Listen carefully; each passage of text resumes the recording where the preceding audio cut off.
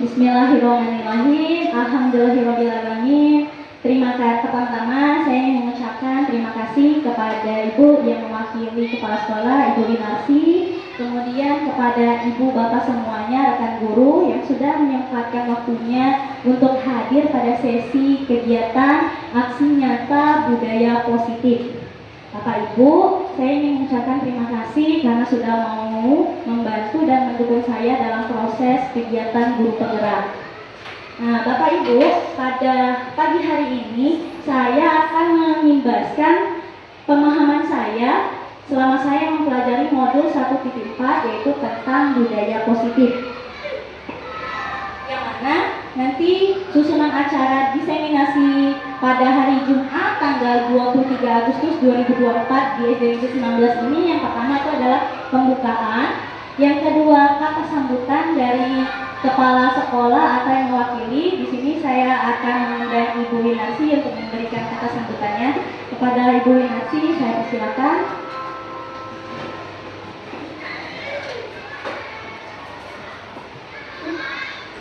Terima kasih. Assalamualaikum warahmatullahi wabarakatuh. Alhamdulillah, puji syukur atas kehadirat Tuhan Allah yang Maha Esa yang telah memberikan kita nikmat kesehatan dan kesempatan sehingga kita dapat berkumpul kembali di ruangan ini dalam keadaan sehat dan tidak ada kekurangan suatu apapun. Kemudian Bapak Ibu, saya ucapkan terima kasih kepada Ibu Desi karena telah memberikan motivasi kepada kita dalam rangka dan acaranya yaitu aksi nyata diseminasi budaya positif ini. Semoga bagi guru-guru yang lain yang masih muda-muda ini dapat termotivasi dengan adanya acara ini. Tentu saja dengan ini marilah kita buka acara ini dengan lafaz basmalah. Bismillahirrahmanirrahim. Semoga kegiatan ini dapat berlangsung dengan baik. Wabillahi taufiq wal hidayah. Wassalamualaikum warahmatullahi wabarakatuh. Terima kasih kepada Bu Yudin yang sudah memberikan kata sambutannya. Selanjutnya yang kedua yaitu yang ketiga adalah penyampaian materi.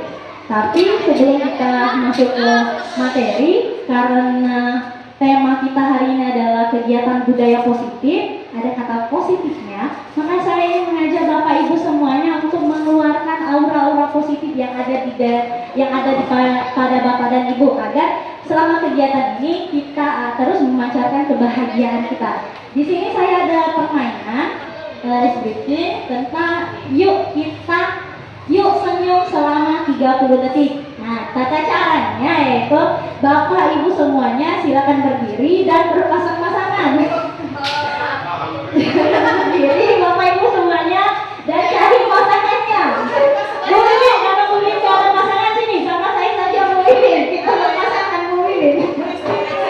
Ini sih sama Bapak. Bapak sama Ibu kita ya berpasangan dulu. Nah, ya Bapak Ibu yang kemudian silakan pandangi pasangannya.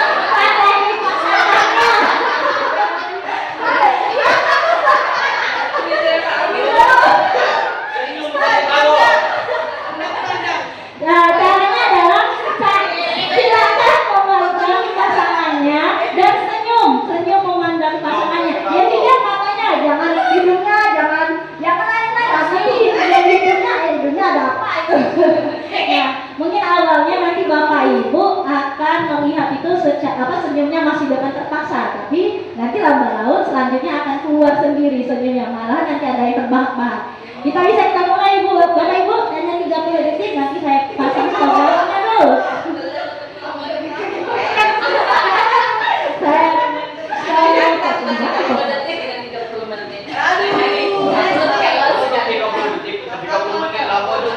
Nah, kita pasang stopwatchnya ya 30 detik. Kayak lebih dari 30 detik nggak ketahuan ya. 1, 2, 3.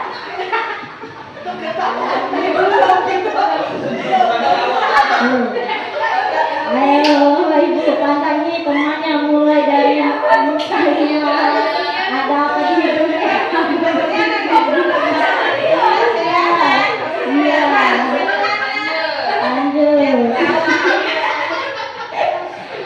Oke, selesai. Bagaimana Bapak Ibu? Alhamdulillah, silakan terima kasih atas kerjasamanya. Nah, Bapak Ibu, transfer aura positif atau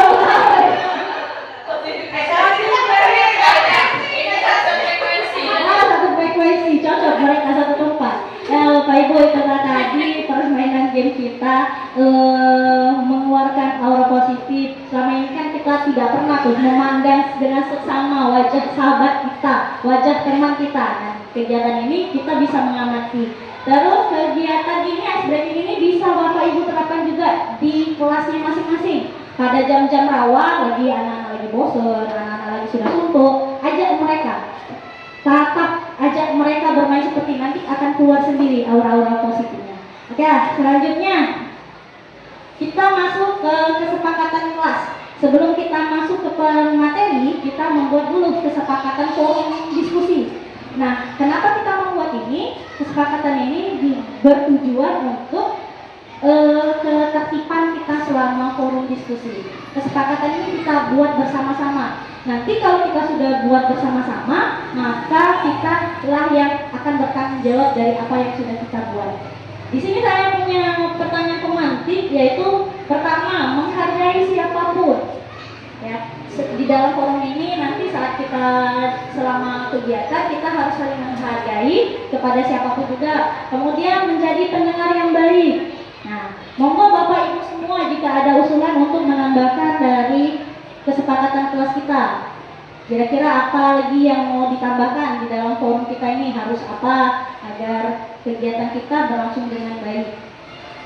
Pak Rahmat, ada usulan Pak Rahmat? Ada, berkata dengan baik. Berkata dengan baik.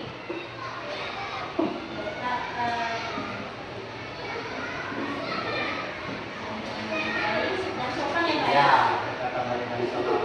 Selanjutnya dari Bu Rika, kira-kira ada kesepakatan apa yang ingin Bu Rika berikan, misal? Bu Rika.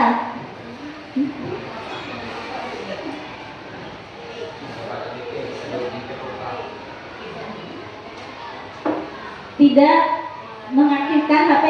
Oh, HP di silent. HP di silent. Terus apa lagi Bapak Ibu? Ada lagi nggak usulan?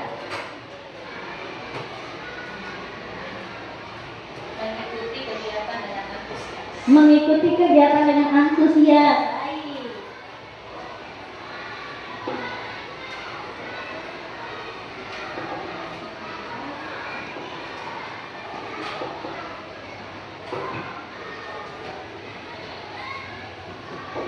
Ada lagi Bapak, Ibu?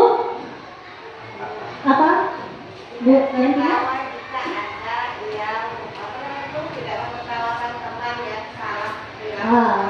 Baik, tidak mengejek berarti ya, tidak saling mengejek atau tidak saling tidak saling apa tadi Bu? Tidak membuli. Oh, tidak membuli.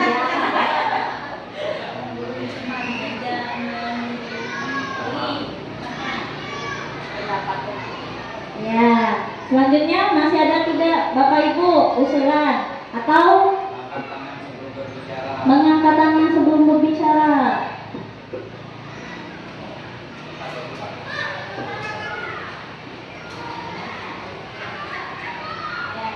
Itu saja ya Bapak Ibu yang kesepakatan kelas kita. Setuju dengan kesepakatan kelas kita Bapak Ibu? Setuju. Nah, berarti ini nanti yang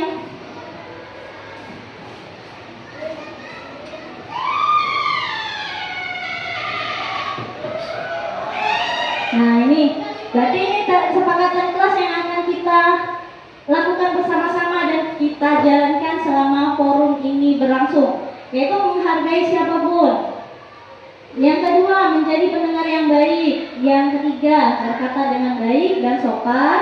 Yang keempat, HP-nya di silent, karena nanti kalau HP-nya berbunyi di saat forum diskusi itu bisa mengganggu. Selanjutnya, mengikuti kegiatan dengan antusias. Ya, nanti akan ada kegiatan diskusi, berarti kita mengikuti kegiatannya dengan baik. tidak membuli teman jika nanti ada pendapatnya yang sedikit keliru atau salah atau kurang tepat. Tetap kita menghargai teman kita. Yang selanjutnya mengangkat tangan sebelum berbicara. Ya, itu saja kesepakatan kelas kita yang nantinya akan kita taati bersama. Selanjutnya kita masuk ke aksi nyata materi budaya positif. Bapak dan Ibu, seorang guru yang baik itu harus memiliki kemampuan dalam mewujudkan budaya positif di sekolah. Budaya positif tersebut bisa dijalankan dengan menerapkan konsep-konsep. Ada 6 konsep yang nantinya akan kita bahas bersama-sama. Ini adalah materi yang akan kita bahas pada kesempatan kali ini. Yang pertama adalah disiplin positif, yang kedua motivasi perilaku manusia, yang ketiga keyakinan kelas atau sekolah, yang keempat kebutuhan dasar manusia, yang kelima posisi kontrol, dan yang keenam segitiga restitusi. Disiplin, poin pertama adalah disiplin positif. Bapak dan Ibu pernahkah mendengar kata disiplin positif? Nah, disiplin ini sering ya Pak ya, kita mendengarnya Pak ya. Menurut Bapak Ibu, apa itu disiplin positif? Dari kata disiplin ada silakan Pak. Datang tepat waktu ke sekolah. Oke, Pak Roman. Selanjutnya apa lagi disiplin positif itu? Ya Bu Yatima. Disiplin positif itu melaksanakan tugas dengan apa yang sudah ditetapkan. Disiplin, tidak meronok. Yang itu ketetapannya itu yang harus dilakukan. Ya, terima kasih Bu Yatima. Ada lagi teman-teman yang lain, menurut kalian apa itu disiplin positif? Kalau tidak ada, yang dikatakan sama Pak Rahman, kemudian yang dikatakan sama Bu Yatima itu benar. Disiplin itu adalah suatu kepatuhan. Nah, inilah disiplin positif. Disiplin positif itu adalah suatu cara disiplin yang mengajarkan anak peserta didik kita itu bertanggung jawab dan menumbuhkan kesadaran dirinya berdasarkan nilai-nilai kebajikan. Selama ini yang kita tahu disiplin itu adalah suatu kepatuhan dan hukuman. Itu adalah disiplin tradisional. Sedangkan yang ingin kita tumbuh kembangkan pada diri anak kita itu adalah disiplin yang bertanggung jawab dan keluarnya itu dari diri anak itu sendiri, bukan karena dia takut diberi hukuman, bukan karena dia ingin mendapat pujian, tapi karena memang benar-benar keluar dari dasar dirinya yang berdasarkan nilai-nilai kebajikan. Nilai-nilai kebajikan ini Bapak Ibu banyak sekali nilai-nilai kebajikan. Salah satunya mandiri juga nilai kebajikan, berkata sopan itu nilai kebajikan, kemudian datang tepat waktu itu juga kewajiban. Nah, ya Bapak Ibu, disiplin positif lebih ke arah disiplin diri yang dapat mengontrol diri dalam melakukan segala tindakan. Jika anak kita sudah tumbuh rasa disiplinnya, dia akan bisa mengontrol dirinya dalam melakukan seluruh tindakan. Dia akan bisa mengontrol kegiatannya. Dia akan tahu sendiri tugas dan kewajibannya tanpa kita harus menyuruhnya. Seperti tadi contohnya Pak Roman ya, datang tepat waktu. Kalau dia sudah memiliki kesadaran akan dirinya sendiri, kita tidak usah lagi menyuruh dia untuk datang tepat waktu. Maka dia sendiri, oh saya tahu datang tepat waktu ini mengajarkan saya untuk disiplin, maka saya harus pergi datang tepat waktu tanpa harus ada hukuman. Selama ini kan kalau ada anak yang salah kita memberi hukuman agar dia tidak datang tepat lagi, tapi itu biasanya tidak akan berlangsung lama Pak ya. Kalau kita beri hukuman datang telat, kita beri hukuman, besok kemungkinan dia akan mengulangi lagi. Karena apa? Karena belum keluar dari dirinya sendiri. Tapi kalau sudah keluar dari dirinya sendiri, itu tujuan dari disiplin positif. Nah, disiplin positif ini disiplin diri yang dapat menumbuhkan murid memahami dan menyadari berdasarkan motivasi internal, motivasi dalam dirinya, bukan lagi akibat paksaan, bukan lagi pujian ataupun bukan karena hukuman, karena memang dari dirinya sendiri. Nah, disiplin positif, hal-hal yang bisa kita lakukan agar guru ini bisa menerapkan disiplin positif di sekolah. Yang pertama, menjadi teladan bagi murid. Kita sebelum kita memerintah siswa, maka itu harus ada dulu pada diri kita. Misalnya membuang sampah pada tempatnya. Kalau kita nyuruh anak, nah buang sampah pada tempatnya, tapi kita tidak mencontohkan itu kepada mereka, mereka hanya akan melakukannya di depan mata kita, tapi di belakang kita dia tetap akan membuang sampah sembarangan. Maka kita perlu jadi contoh dulu. Oh, ibu itu sudah buang sampah pada tempatnya, maka saya juga harus meniru ibu. Kan seperti kata pepatah, guru itu adalah orang yang digugu dan ditiru. Apapun tindakan kita, apapun tingkah laku kita, itu akan di ATM sama siswa kita, ditirunya, ya. Selanjutnya yang kedua, membangun hubungan baik dengan murid. Ya, agar nasihat yang kita berikan kepada siswa itu bisa diterimanya, kita harus bangun dulu hubungan yang baik sama siswa kita. Kalau hubungan kita dengan siswa saja tidak baik, apakah mereka akan mau mematuhi peraturan kita, mau mendengarkan nasihat kita? Kita bangun yang positif dulu dengan mereka, kita bangun hubungan yang baik. Kalau kita sudah dekat dengan mereka, mereka itu akan mengikuti apa yang kita mau. Ibu ini menyuruh saya ini, karena ibu ini sudah baik, ibu ini seperti ini, dia mau, dia sangat anak itu Bapak Ibu ya. Yang ketiga, berkolaborasi dengan murid dalam membuat kesepakatan kelas. Nah, seperti tadi Bapak Ibu, kita tadi sudah buat kesepakatan kelas bersama. Kesepakatan kelas itu bukan guru yang buat, tapi bersama dengan siswa. Jadi kita di sana kita menanyakan pendapat mereka. Biasanya apa yang sudah kita ucapkan, apa yang sudah kita berikan, itu biasanya kita akan bertanggung jawab dengan hal yang sudah kita ucapkan. Ya, aku nanti misalnya di dalam kelas biar belajarnya dengan tertib harus apa nama, misalnya kan, belajar dengan fokusku, itu jawaban mereka. Nanti mereka akan bertanggung jawab dengan apa yang mereka katakan. Itu untuk menumbuhkan disiplin. Oh, aku sudah bilang sama ibu tadi harus fokus dalam belajar, maka aku harus melaksanakannya. Nah, yang selanjutnya tumbuhkan tanggung jawab dalam diri murid. Nah, anak-anak kita ini masih jauh dari kata tanggung jawab. Mereka itu hanya mengerjakan, tapi masih belum bertanggung jawab atas tindakan dan perbuatannya. Ini yang akan kita lakukan selama kegiatan dalam budaya positif. Kita tumbuhkan sedikit demi sedikit rasa tanggung jawab yang ada pada diri siswa kita. Nah, tadi ada kata-kata nilai-nilai kebajikan. Nilai-nilai kebajikan itu tadi banyak Pak Rohman ya.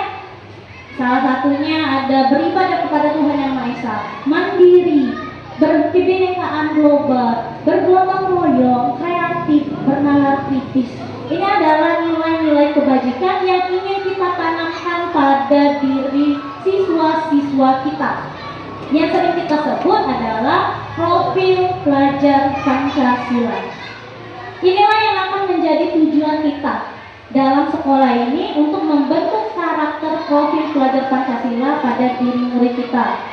Nilai-nilai kebajikan itu semuanya tercakup dalam 6 kegiatan ini, 6 nilai kebajikan ini: beriman dan bertakwa kepada Allah. Bagaimana anak kita itu memiliki sifat yang agamis, yang takut kepada Tuhannya, yang tiap melakukan suatu kegiatan dia memikirkan apakah ini baik atau buruk. Kemudian mandiri, siswa kita yang bisa dengan mandiri mencari ilmunya, ingin belajar dengan serius, ingin belajar dengan giat, itu dari mandiri. Selanjutnya berkebinekaan global. Kita ini terdiri dari bersuku-suku, kemudian kita terdiri dari perbedaan-perbedaan. Berkebinekaan global ini nanti anak-anak kita saling menghargai, saling menghormati. Selanjutnya ada bergotong royong, di mana kita membentuk anak-anak kita dengan nilai kebajikan yang saling membantu, saling tolong menolong, dan kreatif. Hanya ada yang kreatif. Kita ingin membentuk siswa-siswa kita ini yang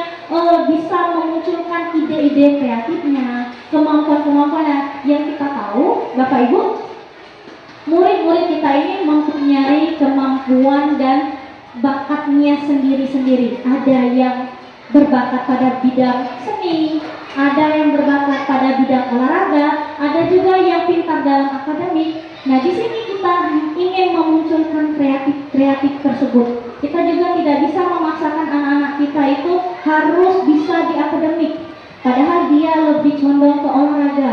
Nah, di sini kita membuka diri untuk melihat kebutuhan anak kita. Kita tahu mana minatnya, di mana minatnya dan di mana bakatnya. Jika dia berminat pada bidang olahraga, jika dia berbakat pada bidang olahraga, ayo kita salurkan ke sana. Jangan kita paksakan dia harus bernyanyi, padahal dia bisanya main bola. Itu akan sangat jomplang, sangat tidak akan bisa tersatukan. Nanti anak itu menjalankannya dengan hati yang tidak tulus, dengan paksaan, maka hasilnya tidak akan baik. Kalau dia ahli dalam seni, ayo kita dukung ke kreativitasnya. Yang terakhir adalah bernalar kritis. Nah, bernalar kritis ini Bapak Ibu, kita mencoba untuk membuat anak-anak kita itu mampu berpikir logis, mampu bernalar dengan baik, ya, untuk ke depan. Nah, selanjutnya pada poin yang kedua itu masalah motivasi, hukuman, dan penghargaan atau dan restitusi. Motivasi, Bapak Ibu, kira-kira dari kata motivasi apa yang terbesit dalam pikiran Bapak Ibu tentang motivasi itu? Seperti apa bentuk motivasi? Motivasi itu apa ya?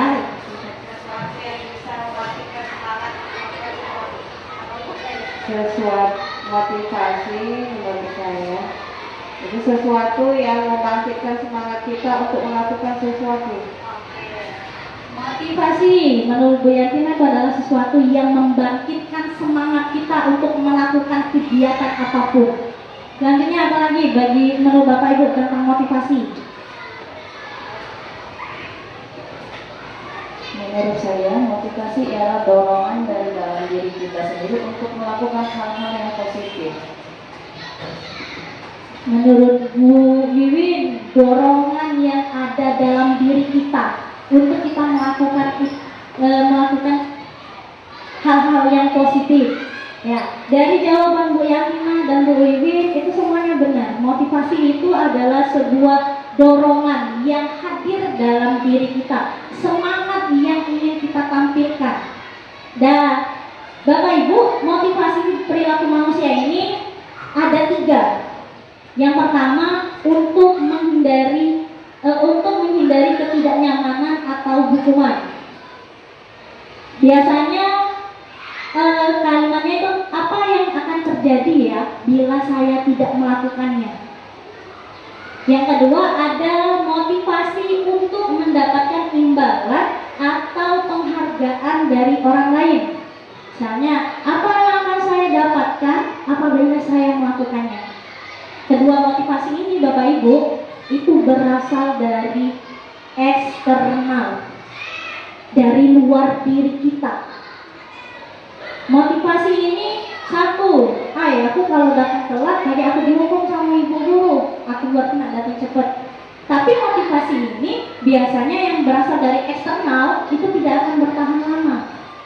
Apalagi misalnya ini untuk mendapatkan imbalan atau penghargaan dari orang lain. Nanti kalau aku datang cepat, nanti aku dapat pujian dari ibu guru.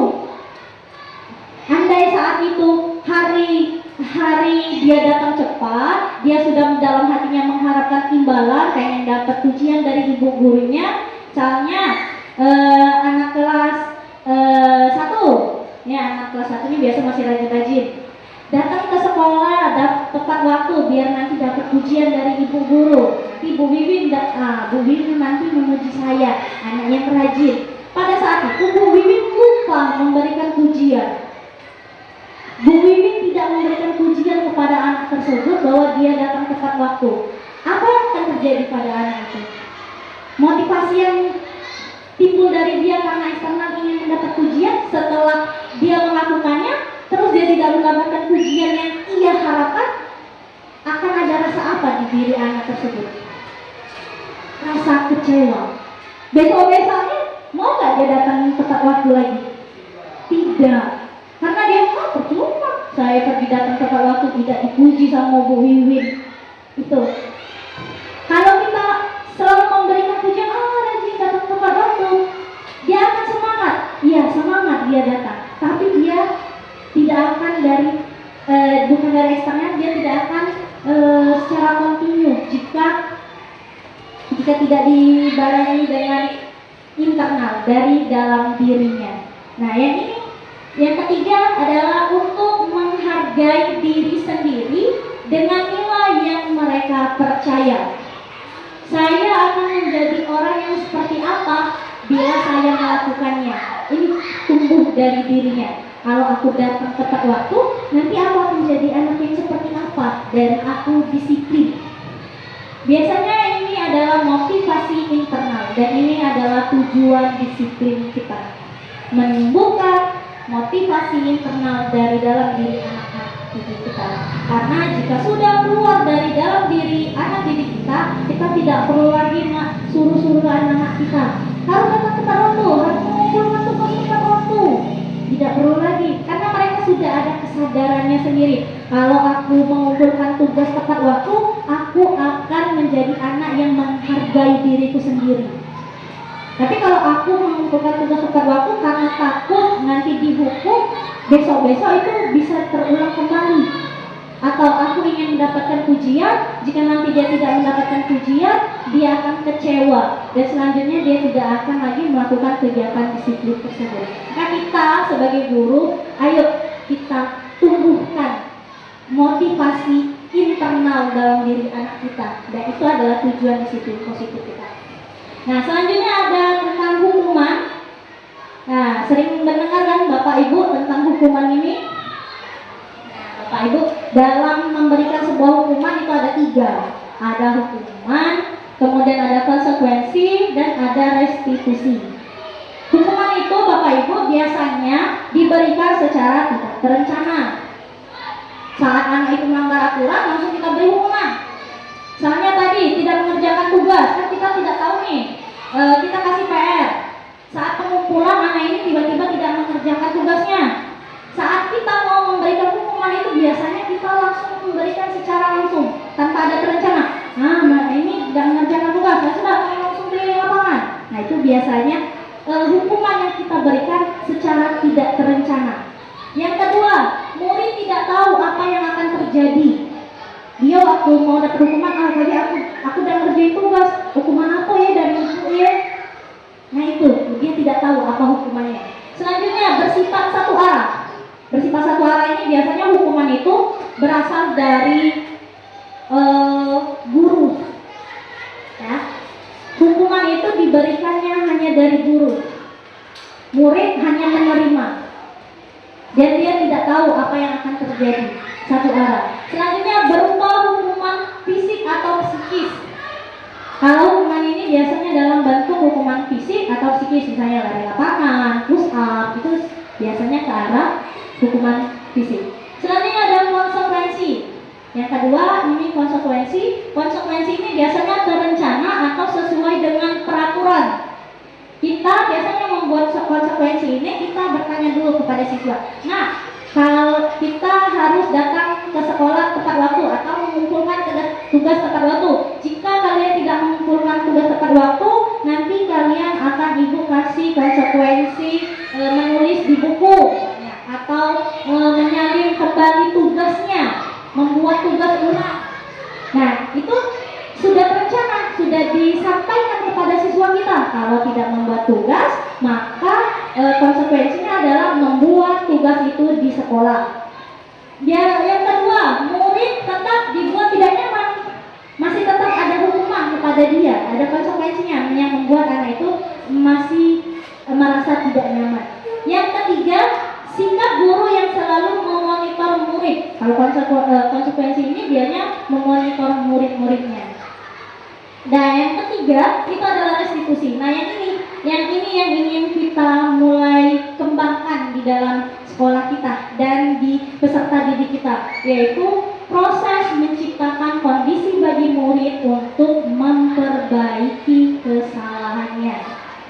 Ya Bapak Ibu ya, bukan lagi untuk membuat anak-anak tidak nyaman atau anak-anak yang satu arah, tapi saat mereka membuat kesalahan, saat mereka bertindak yang salah, di sini tujuan kita adalah menciptakan kondisi bagi murid agar mereka bisa memperbaiki kesalahan tersebut.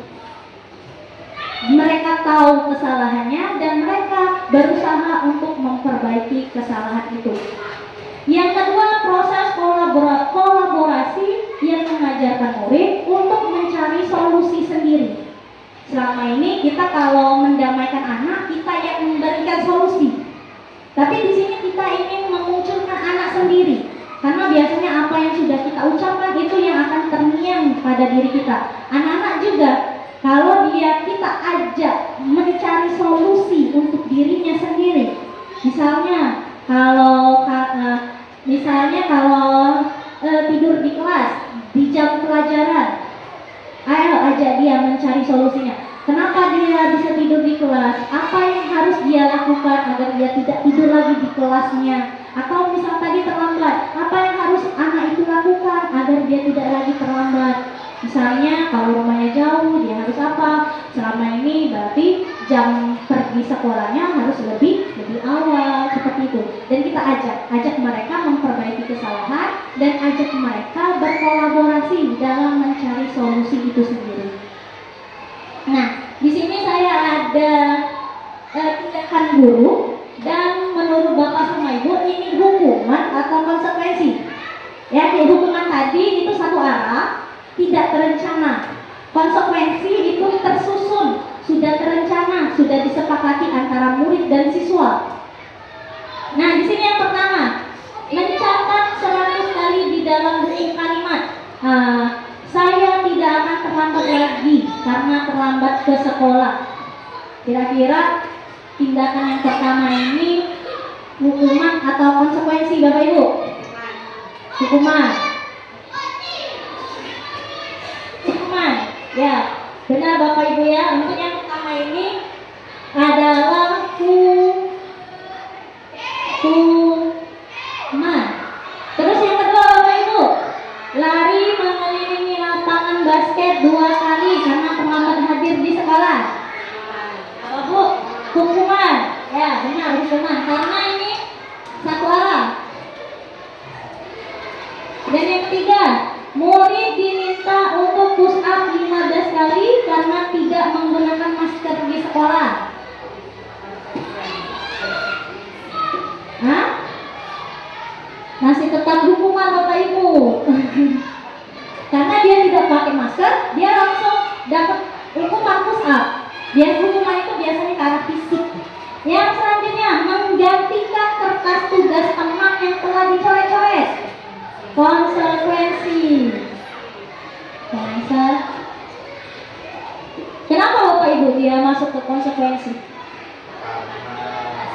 Harus bertanggung jawab dengan kesalahannya. Iya, harus bertanggung jawab dengan kesalahannya dan di situ biasanya sudah ada kesepakatan antara dia dan temannya dan gurunya juga. Yang kelima, membersihkan tumpahan air di meja tulis karena tersenggol pada saat belajar. Konsekuensi juga. Yang keenam, meminta murid tidak mengenakan sepatu seharian di sekolah karena tidak mengenakan sepatu hitam. Hukuman. Terus yang ketujuh, lari mengelilingi lapangan basket 2 kali karena terlambat 10 menit untuk pelajaran PJOK. Konsekuensi atau hukuman? Bu Yantina jawabnya konsekuensi. Kemudian Bu Rika jawabnya hukuman. Kenapa? Menurut Bu Rika, kenapa itu hukuman? Selama 10 menit pelajaran PJOK. Terlambat 10 menit. Kalau Bu Yantina kenapa menjawabnya konsekuensi? Lari mengelilingi lapangan basket 2 kali karena terlambat. Tapi 10 menit untuk pelajaran karena ini pelajaran PJOK, jadi kalau PJOK lah konsekuensinya dia paling fisik kan, tidak fisik jadi selalu. Jadi dia konsekuensi. Bukan. Coba. Karena satu arah. Karena satu arah. Tapi ini sebenarnya adalah konsekuensi. Kenapa konsekuensinya Bapak Ibu? Ada poinnya di sana. Lari mengelilingi lapangan basket 2 kali karena terlambat 10 menit untuk pelajaran PJOK. Tadi kan kita ada kesepakatan Bapak Ibu. Mungkin si anak sudah ada kesepakatan dengan guru olahraganya. Nanti kalau datang telat waktu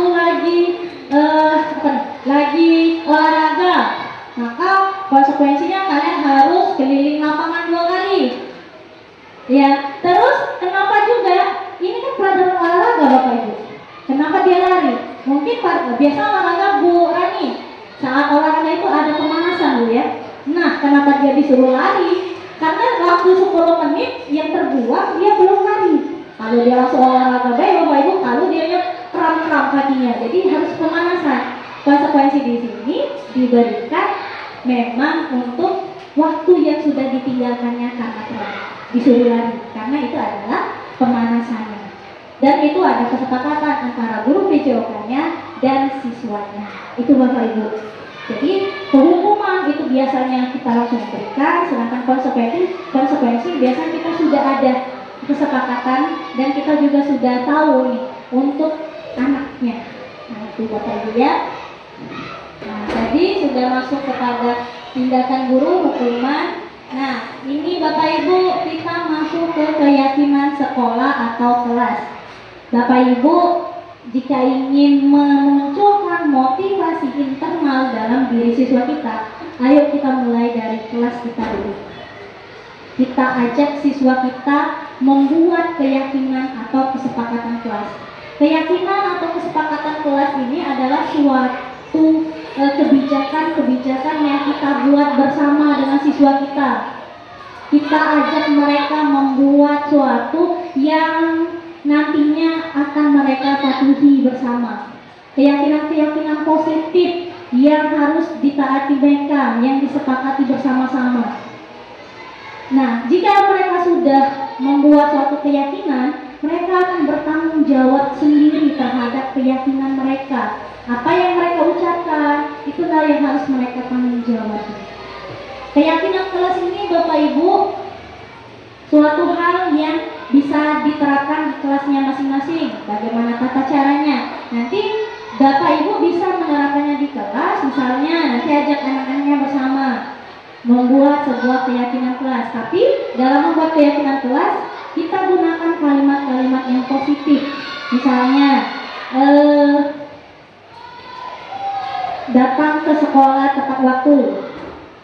Jangan digunakan kata jangan datang terlambat. Kita ganti dari kata jangan datang terlambat dengan datang ke sekolah tepat waktu. Kita ubah dengan kalimat-kalimat positif. Saling menghargai dengan anak didik kita. Nah ini keyakinan kelas.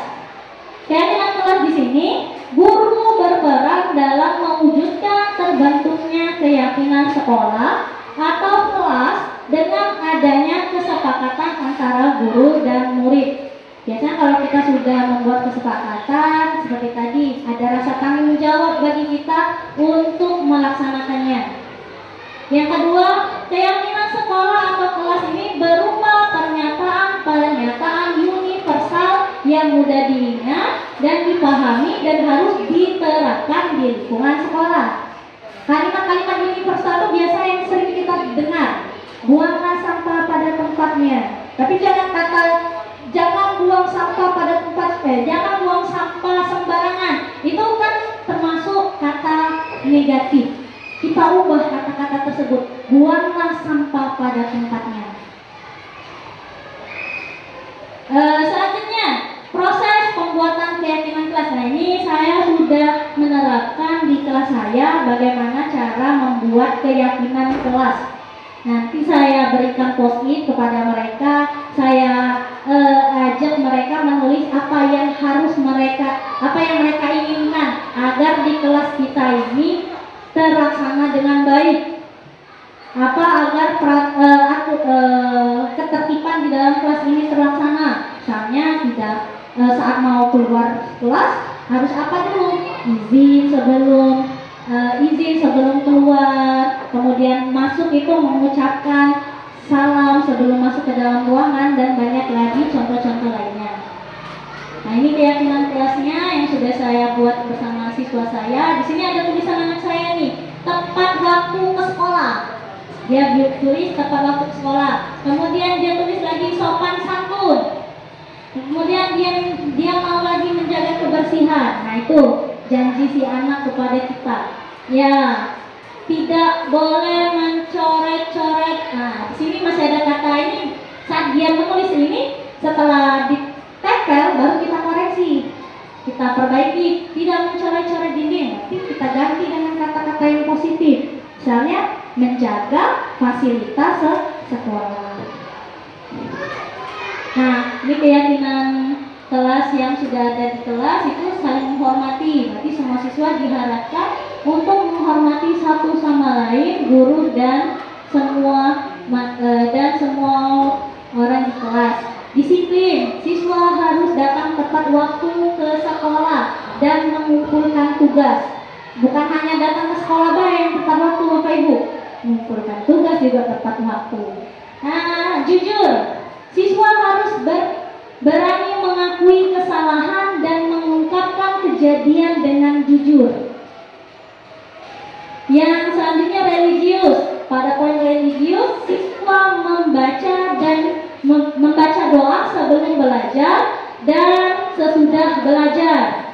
Terus di sini saya tambahi dengan melaksanakan sholat duha, karena sholat duha sudah menjadi budaya positif yang mulai saya terapkan di sekolah. Ada lagi komunikasi. Semua siswa diharapkan untuk bersikap sopan dan santun dalam setiap kegiatan pembelajaran. Saat mereka lagi dalam proses belajar, mereka harus bertingkah laku, bertindak sopan dan santun. Partisipasi. Nah, semua siswa di dalam kelas itu diharapkan untuk aktif dalam setiap kegiatan belajar. Saling menghargai. Di sini kita membuat anak-anak untuk saling menghargai, tumbuhkan motivasi menghargai teman-temannya untuk tidak boleh melemparkan lelucon yang berlebihan atau mengarah ke perundungan atau bully. Nah, Bapak Ibu sepertinya sudah mulai bosan. Kita lanjut ke ice breaking terlebih dahulu. Ayo Bapak Ibu ya, karena dari tadi materi dan hanya mendengarkan saya yang berbicara, pada sesi selanjutnya kita ice breaking. Saya ingin mengajak Bapak Ibu berolah tubuh. Ayo Bapak Ibu, saya di sini sudah menyiapkan senam. Semuanya, ayo Bapak Ibu semuanya silakan berdiri. Ayo kita bergerak. Ikuti gerakannya.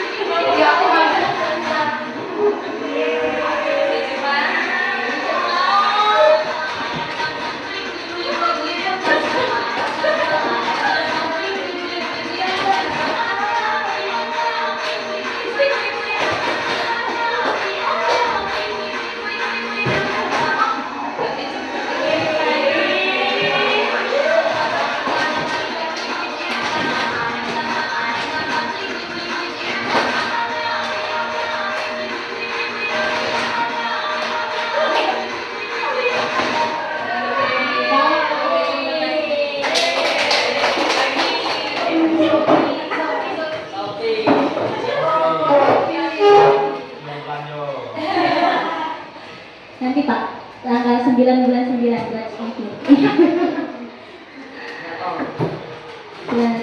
Kita kembali ke materi kita. Tadi Bapak Ibu Guru kita sudah breaking, kita sudah bergerak. Bagaimana Bapak Ibu Guru? Sudah mulai lebih rileks? Kalau sudah rileks, sudah kembali semangat, kita mulai kembali pemaparan materinya. tentang kebutuhan dasar manusia.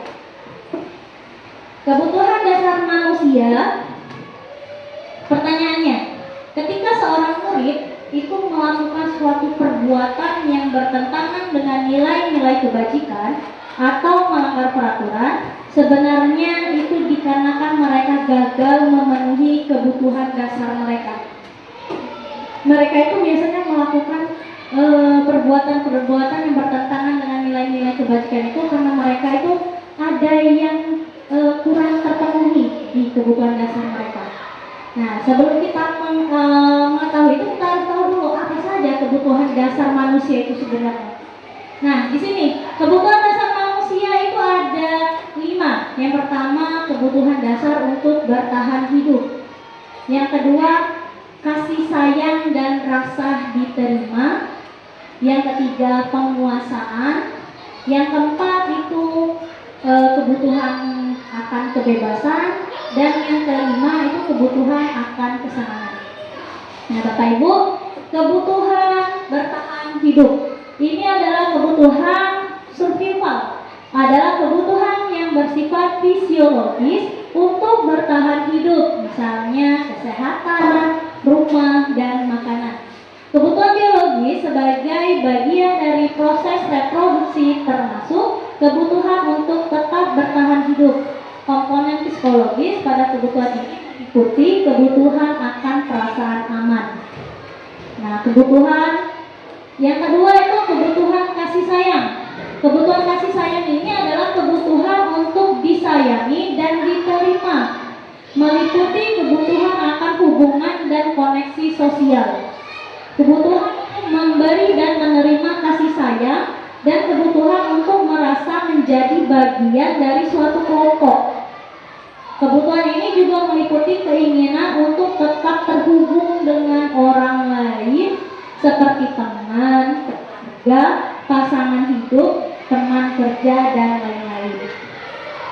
Selanjutnya yang ketiga tadi, kebutuhan penguasaan. Kebutuhan penguasaan ini yang berhubungan dengan kekuatan atau capaian sesuatu.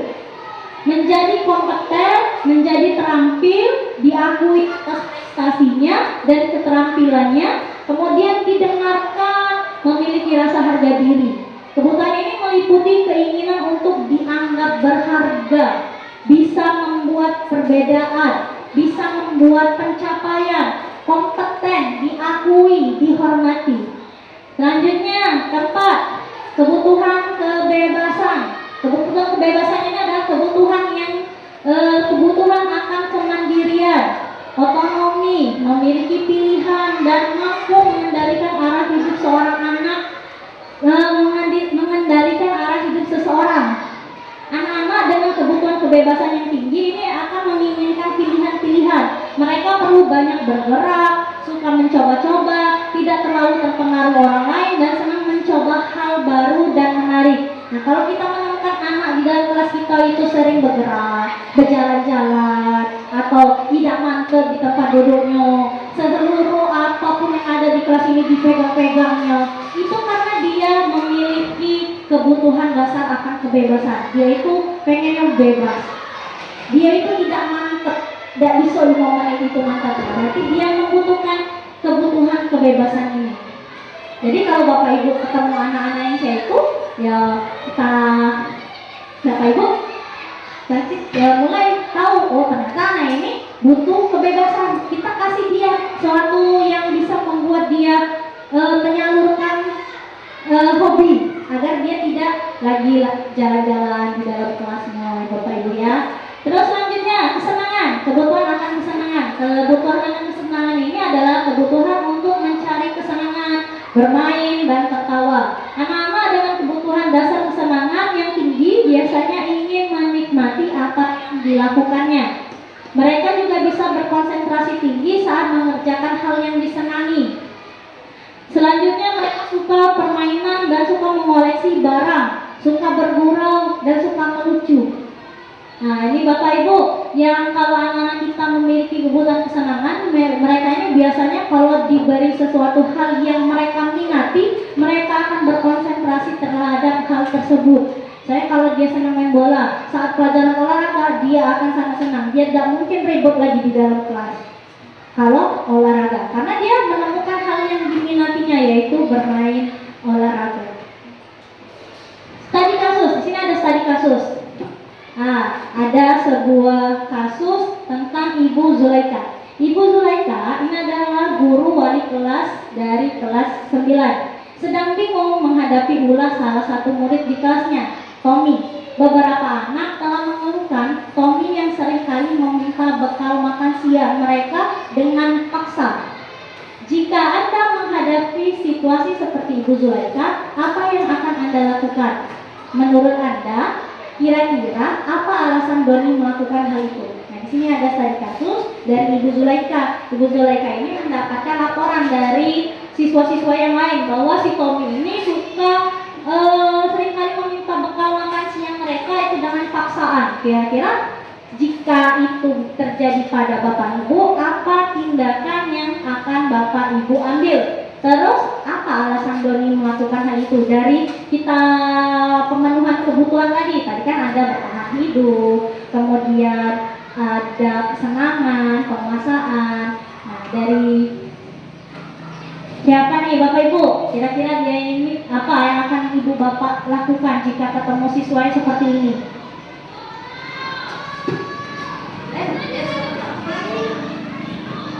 Yang pertama dilakukan adalah menasihatinya supaya setiap kita menginginkan sesuatu milik orang lain itu harus izin terlebih dahulu atau meminta terlebih dahulu.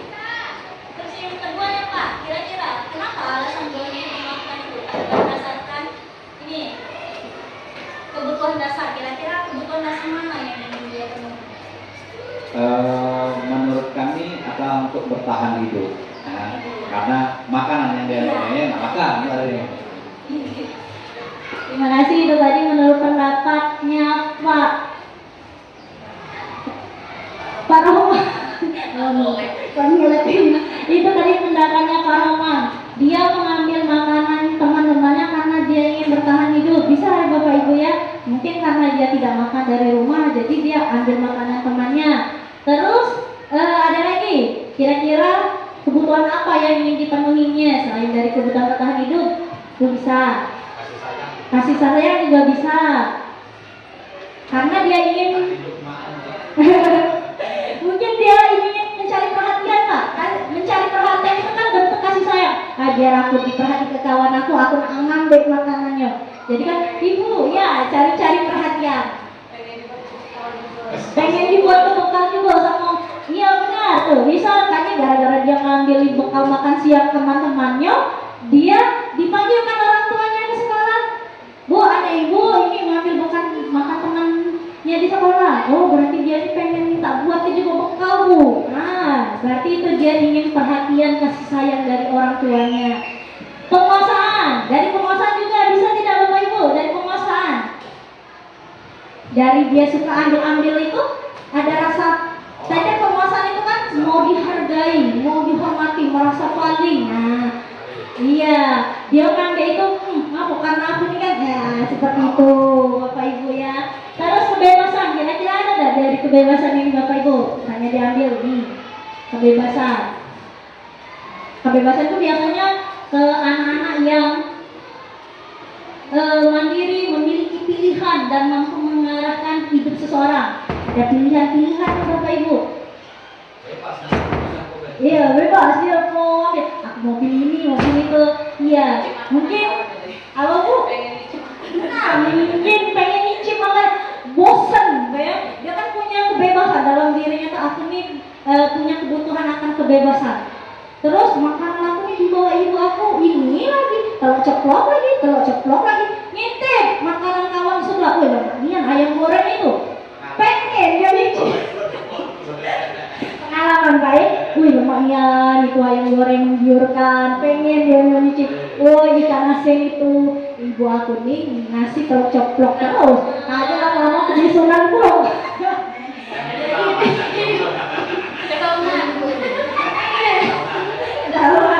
Yang lebih makan telur ceplok. Iya, kebetulan anak kebebasan dia merasa bosan dengan bekal siangnya. Jadi dia pengen nyicip dengan punya kawannya. Nah, selanjutnya kawan kesenangan. Kira-kira Bapak Ibu, dari kebutuhan kesenangan dari studi kasus tadi kita hubungkan dengan kebutuhan kesenangan. Kira-kira ke arah mananya? Kenapa si Doni ini mengambil makanannya tapi ke arah kesenangan?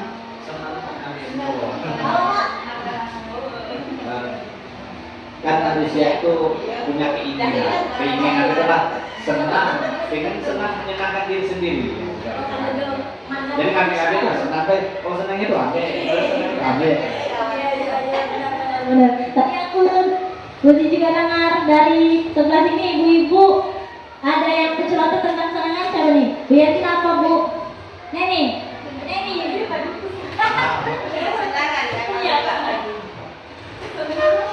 Senang Pak. Tidak senang. Kan di sini kan kesenangan ya kan, mencari kesenangan bermain, ketawa. Kesenangan itu mengambil itu dia buat ngapain? Mungkin pendapat dari Bu Isti Tahu tadi ya. Bu Isti. Ya kata Bu Isti tadi mungkin dia seneng lihat kawannya tadi makanan yang diambil, mungkin dia jahil gitu. Dia tuh seneng kawannya tadi tuh marah jadi dia Kawannya nangis deh. Iya, kawannya nangis dan senang. Sebenarnya dia ngajak aku main kalau Pak Ye, ayah aku ngambil itu biar dia galak main sama aku. Kan di sini mereka ini lebih ke arah suka anak-anaknya suka bermain, tertawa. Melihat mau nangis dia tertawa. Iya, Bapak Ibu. Nah, di sini alasan yang pertama. Alasan Tommy karena satu kebutuhan akan bertahan hidup karena ia lapar. Mungkin dianya orang tuanya ini dan bawa ke bekal makan siang seperti yang kata Pak Roman tadi karena lapar. Biasa orangnya kalau perut sudah lapar sudah tak tahu lagi apa yang nanti tindakan. Uji waktu kan, perut lapar ini ambil bayi makanan siapa ini. Nah itu Bapak Ibu ya. Maka kebutuhan dasar yang sedang berusaha dipenuhi oleh Tommy adalah kebutuhan bertahan hidup atau survival. Ya alasan yang kedua yaitu mendapatkan kasih sayang atau rasa yang diterima. Benar, seperti pendapat Bapak Ibu, karena ia ingin mendapatkan perhatian. Ketika temannya melaporkan tindakannya kepada guru dan gurunya memberitahu kepada orang tuanya, sehingga orang tuanya juga jadi memperhatikan dia. Atau dia juga ingin mendapatkan perhatian gurunya. Nah itu, jadi anak-anak kita kalau di sekolah ini, kalau dia membuat suatu kesalahan, itu bisa kembali ke kebutuhan ini. Apa yang buat dia? Agak anak-anak yang jahil kayak tadi, karena dia ingin bermain.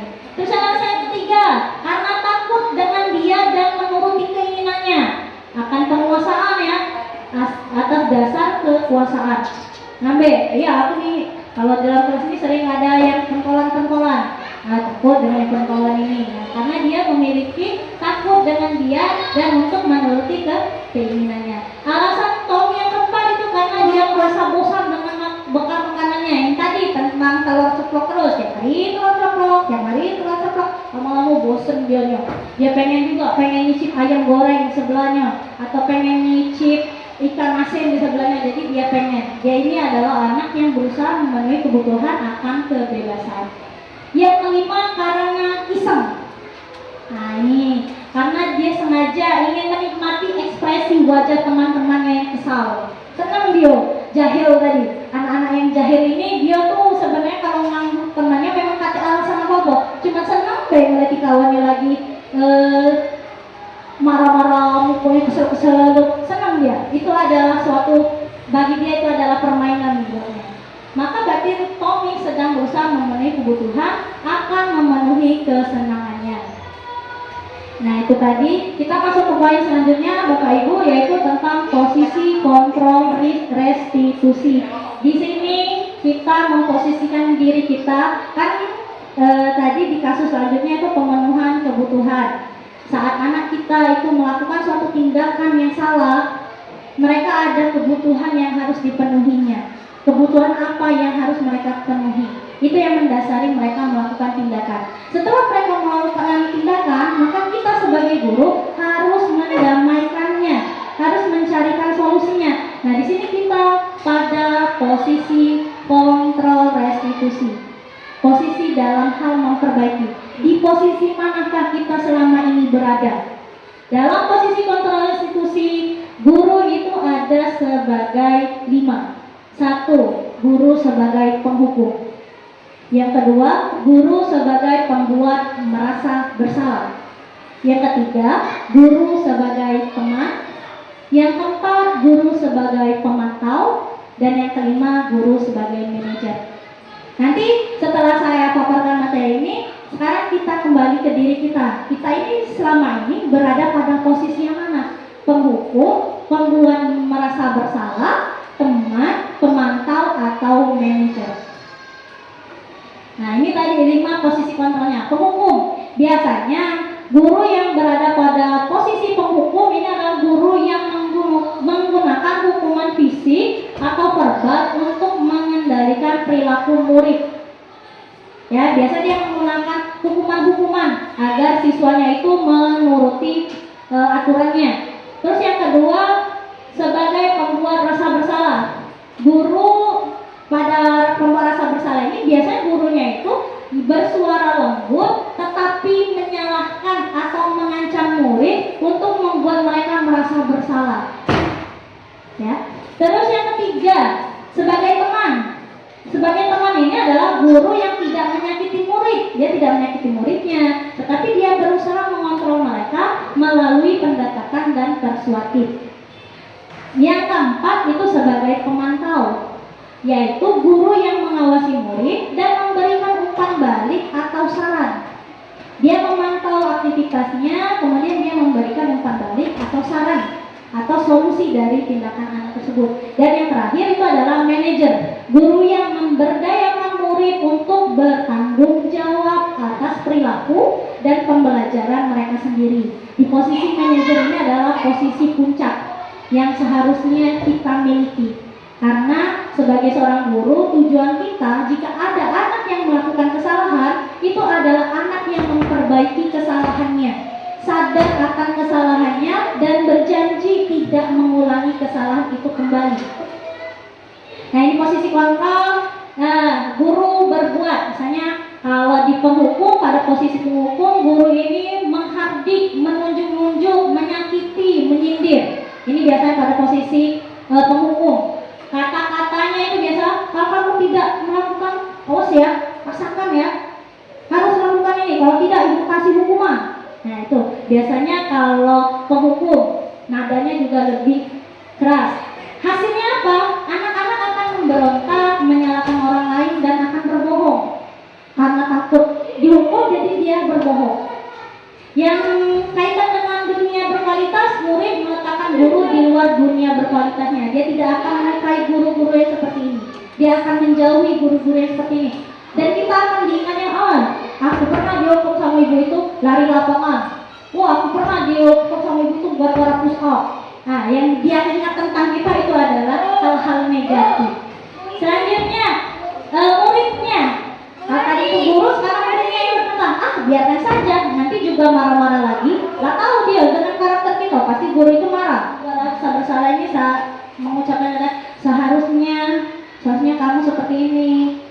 Ibu kecewa dengan kamu, ibu sudah percaya dengan kamu, tapi kamu melanggar aturan ibu. Kamu tidak kasihan sama ibu. Tuh, misalnya dia memberikan rasa yang membuat anak itu bersalah. Kamu seharusnya sudah tahu ibu lelah sekali mengatakannya, ibu stres. Terus menyembunyikan, menyangkal, berbohong. Anak-anak juga nanti akan mengatakan apa? Maafkan saya. Sesuai posisi teman, membuat alasan-alasan untuk muridnya. Biasanya kalau pada teman ini, dia dengan nada yang bersahabat. Ayolah, lakukan demi ibu. Masa kamu tidak mau? Ingat tidak, ibu pernah membantu.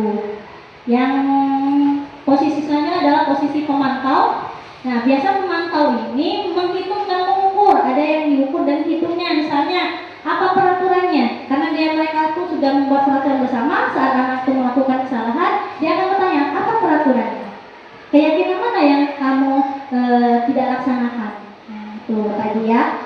Terus yang selanjutnya adalah manajer. Manajer ini apa yang kita yakini? Kemudian apa yang bisa kamu kerjakan untuk memperbaiki masalahmu? Ini kata-kata yang biasanya keluar dari manajer. Dia ingin menggali potensi itu kepada siswa agar mereka bisa memperbaiki dari kesalahan tersebut. Nah, Sekarang kita ada tebak-tebakan. Saya ingin Bapak Ibu mencatatnya di post-it, nanti ditempelkan ke dinding dari jawaban. Bisa dibagiin ke belakang kalau itu. Nah, Bapak Ibu ya, di sini ayo tebak. Nanti Bapak Ibu tulis di post-itnya posisi kontrol apa. Kalau ada kata ibu kecewa sekali dengan kamu, dia masuk kemana? Tadi kan posisi kontrol tadi kan ada penghukum, membuat rasa bersalah, teman, pemantau, manajer. Kira-kira kalau kata-kata ibu kecewa sekali dengan kamu, dia masuk ke posisi yang. Silakan ditulis di post-itnya, nanti ditambahkan ke depan. Posisi yang mana ini? Iya Bu, ibu kecewa sekali. Kira-kira dia masuk ke posisi mana? Sini kan ada posisi penghukum, pembawa rasa bersalah, teman, pemantau, dan manajer. Ini lewat dulu. Yang satu tadi, ibu kecewa sekali.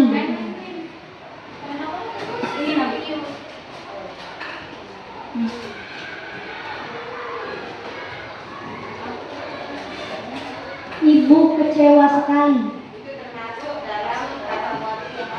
Iya, masuk ke bagian yang mana? Penghukum kah? Pembawa rasa bersalah kah? Teman, pemantau, atau manajer? Nanti jawabannya kita letakkan di depan. Yang kedua ya Bapak Ibu ya, posisi kontrol apa? Patuhi aturan Bapak. Kalau tidak awas ya. Patuhi peraturan Bapak. Kalau tidak awas. Kira-kira ini masuk ke posisi yang mana?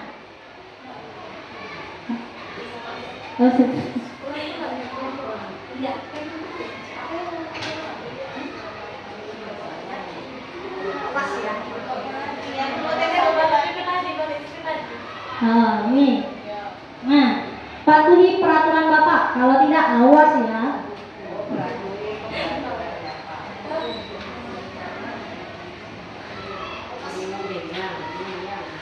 Sudah?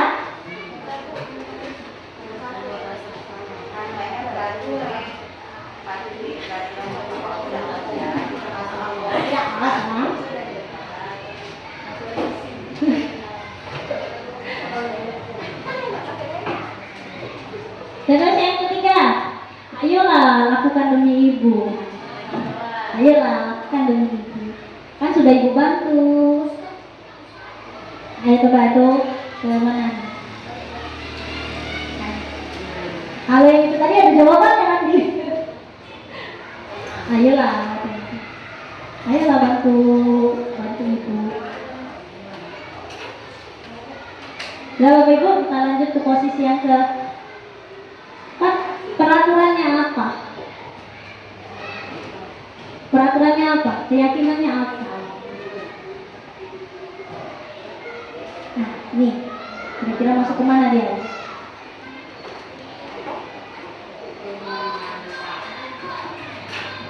Yang terakhir,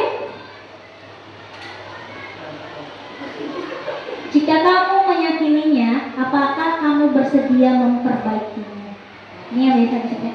Jika kamu meyakininya, apakah kamu bersedia meyakininya? Kalau sudah, boleh Bapak Ibu tempelkan di dinding kita.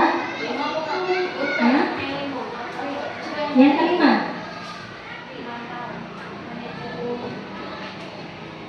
apa yang kamu yakini? Kalau sudah, boleh ditempelkan Bapak Ibu di kartu. Dikasih nama ya, saya Boleh dikasih nama.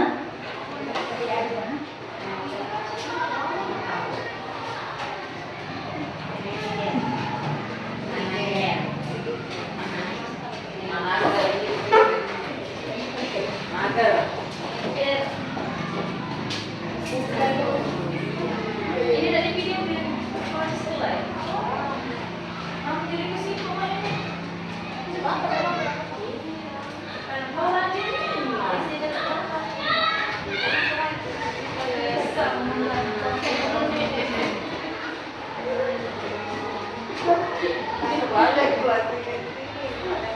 banyak kertas. Iya.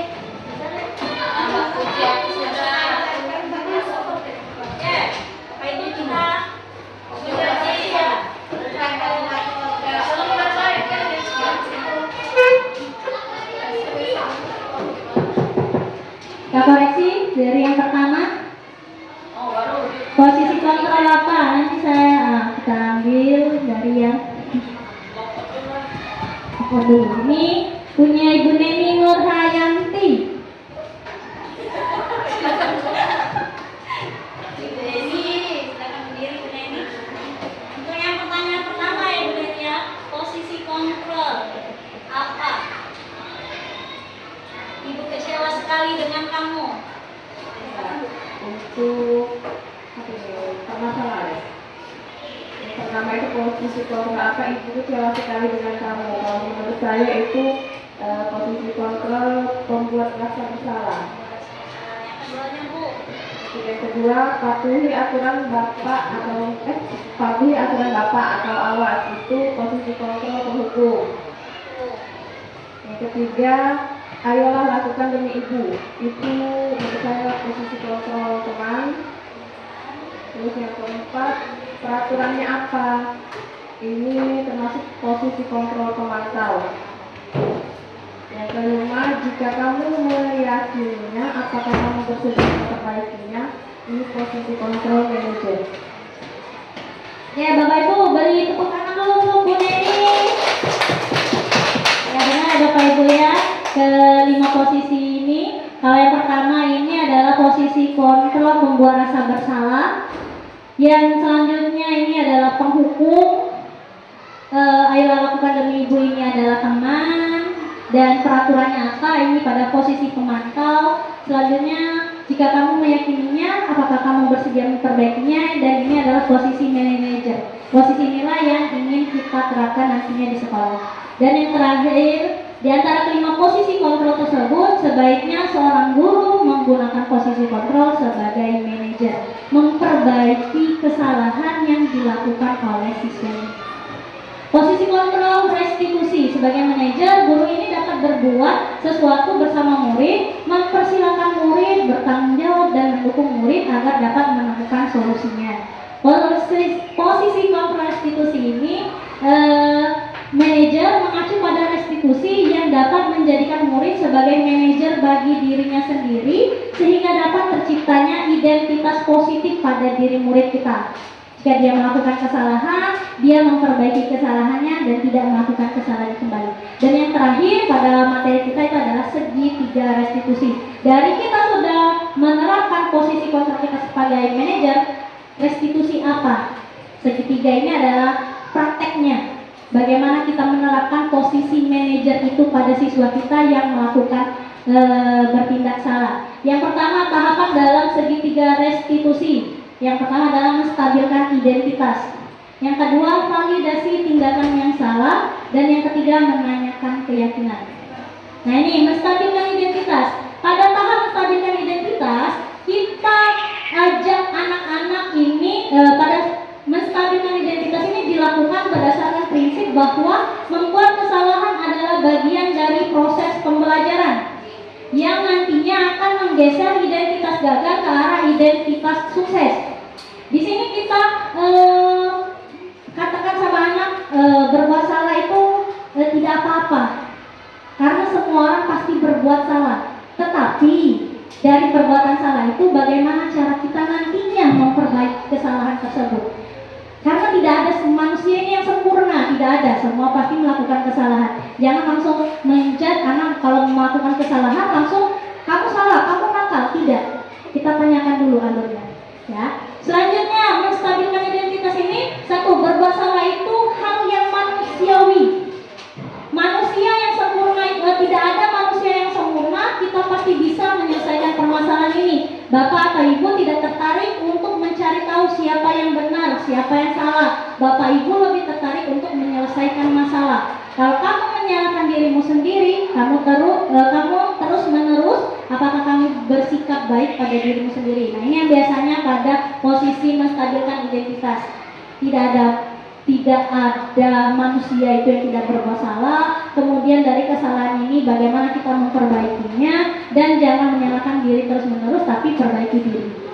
Yang setelah menstabilkan identitas masuk ke validasi tindakan yang salah. Validasi tindakan yang salah di sini dilakukan berdasarkan prinsip bahwa setiap perilaku berupaya memenuhi suatu kebutuhan tertentu sehingga guru atau orang tua akan bergeser dari pemikiran stimulus respon menjadi proaktif serta akan lebih mengenali dan mengakui kebutuhan murid atau anak. Sini kan mereka sudah melakukan kesalahan dan yang kita tanyakan kepada mereka tindakan yang mereka lakukan itu benar atau salah. Nanti mereka akan mencari sendiri, oh ternyata tindakan saya salah Bu. Mereka akan sadar akan tindakannya. Selanjutnya, memvalidasi tindakan yang salah. Dari sini, kamu pasti tindakan tadi kan dia sudah mengakui nih tindakannya sudah salah. Validasi tindakan yang salah di sini mereka mau memperbaikinya dengan kata-kata, kamu pasti punya alasan mengapa melakukannya. Apa yang penting bagi kamu? Kamu boleh tetap berusaha menjaga sikap itu, tapi tambahkan sikap yang lain yang baru. Maukah kamu belajar cara yang lain? Misalnya dia tadi datang sekolah telat. Kenapa bisa datang telat? Biar tidak telat lagi, apa yang harus kamu lakukan? Nah, di sini memvalidasi tindakan yang salah dari yang salah menjadi tindakan yang benar untuk mendapatkan yang kamu butuhkan tanpa harus memukul. Dan yang terakhir, ini puncak dari segitiga restitusi, menanyakan keyakinan. Menanyakan keyakinan di sini dilakukan dengan memberi pertanyaan-pertanyaan bermakna kepada murid atau anak untuk memunculkan motivasi secara intrinsik sehingga mampu mengaitkan keyakinannya dengan tindakan yang salah. Keyakinan apa yang apakah keyakinan ini sama dengan yang sudah kita buat di kelas? Gitu Bapak Ibu. Ya. Menanyakan keyakinan ini, apa nilai yang kita percaya di sekolah kita, samakah dengan tindakannya tadi? Nilai-nilai apa yang telah kita sepakati? Kelas yang ideal itu seperti apa sih? Kamu ingin jadi anak seperti apa? Apa yang kamu rasakan? Ketika kamu melakukan itu, kamu menjadi orang yang seperti apa? Nanti ini akan dijawabkan. Nah, seorang guru yang baik, itu tadi materi kita. Seorang guru yang baik harus memiliki kemampuan dalam mewujudkan budaya positif di sekolah. Budaya positif tersebut dapat dijalankan dengan menerapkan konsep 6 yang sudah kita bahas bersama-sama, yaitu disiplin positif, motivasi perilaku manusia, keyakinan sekolah atau kelas, kebutuhan dasar manusia, posisi kontrol restitusi, dan segitiga restitusi. Semuanya berkaitan Bapak Ibu. Jadi setelah tumbuhnya disiplin pada diri, diharapkan budaya-budaya positif, hal-hal yang baik itu akan hadir di sekolah tercinta kita ini. Nah, inilah tadi penjabaran saya mengenai materi modul yang telah saya pelajari di kegiatan pendidikan guru penggerak. Terima kasih kepada Bapak Ibu atas kerjasama dan waktunya. Saya ucapkan tapi sebelum penutupan kita seperti tadi ada doa dulu ya Bapak Ibu. Nanti saya meminta bantuan kepada Pak Rahman untuk menutup kegiatan hari ini dengan membaca doa bersama. Dan terima kasih atas bantuannya Pak Rahman. Boleh silakan. Ya. Assalamualaikum warahmatullahi wabarakatuh. Bapak Ibu, Ibu-ibu, mari kita berdoa. Mudah-mudahan kegiatan ini berkah dari Allah Subhanahu wa taala. A'udzubillahi minasyaitonir rajim. Bismillahirrahmanirrahim. Allahumma shalli ala sayyidina Muhammad wa ala ali sayyidina Muhammad. Allahumma ja'alna wa ja'al auladana min ahli ilmi wal khair wa la taj'alna wa iyyahum min ahli al-itsm wa dar. Allahumma ftah alaina abwaabal khair wa abwaab barakah wa abwaab nikmah wa abwaab ilmi. Allahumma ja'alna wa ja'al auladana min ahli ilmi wal khair wa la taj'alna wa iyyahum min ahli al-itsm wa dar. Rabbana la tuzigh qulubana ba'da idh hadaytana wa hab lana min ladunka rahmah innaka antal wahhab. Rabbana atina fid dunya hasanah wa fil akhirati hasanah wa qina adzaban nar. Subhana rabbika rabbil izzati amma yasifun wa salamun alal mursalin walhamdulillahi rabbil alamin. Assalamualaikum warahmatullahi wabarakatuh. Terima kasih kepada Pak Rahman. Alhamdulillahirrahmanirrahim. Terima kasih. Demikianlah, semoga video ini dapat menginspirasi. Akhir kata, semoga tergerak, lekas bergerak, dan mari menggerakkan. Saya tutup acara aksi nyata diseminasi budaya positif hari ini dengan melafazkan lafal hamdalah. Alhamdulillahirrahmanirrahim. Semoga bermanfaat. Wassalamualaikum warahmatullahi wabarakatuh.